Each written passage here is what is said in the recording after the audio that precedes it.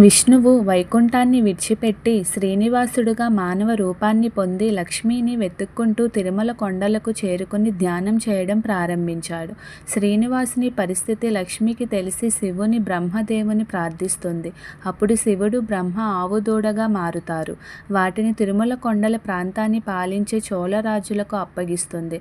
ఆవు మేత కోసం వెళ్ళినప్పుడు ప్రతిరోజు శ్రీనివాసునికి పాలు ఇస్తుంది. ఒకరోజు ఆవుల కాపరి దీనిని చూసి కర్రతో కొట్టడానికి ప్రయత్నించగా శ్రీనివాసునికి గాయం అవుతుంది. శ్రీనివాసుడు ఆగ్రహించి సేవకుల అపరాధం రాజులు భరించాలి కాబట్టి చోళరాజుని రాక్షసుడిగా మారమని శపిస్తాడు. రాజు శాప విమోచనం కోసం ప్రార్థించగా రాజు ఆకాశరాజుగా జన్మించి తన కుమార్తె పద్మావతిని శ్రీనివాస రూపంలో ఉన్న విష్ణువుకి వివాహం చేయమని చెప్తాడు. శ్రీనివాసుడు అక్కడ నుండి వకులాదేవి ఆశ్రమానికి వెళ్ళాడు. ఆ ప్రయాణంలో నీల అనే గంధర్వ యువరాణి శ్రీనివాసుని చూసి ఆవుల కాపరి వల్ల తలపై గాయమై జుట్టుపోయి ఏర్పడిన మచ్చను గమనించింది.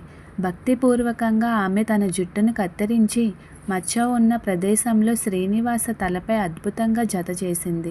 శ్రీనివాసుడు ఆమె భక్తితో చలించి కృతజ్ఞతలు తెలుపుతూ ఆమెను దేవతగా మార్చి తన భక్తుల జుట్టు కత్తిరించుకొని దానం చేస్తారని దానిని స్వీకరించమని ఆమెను ఆశీర్వదించాడు.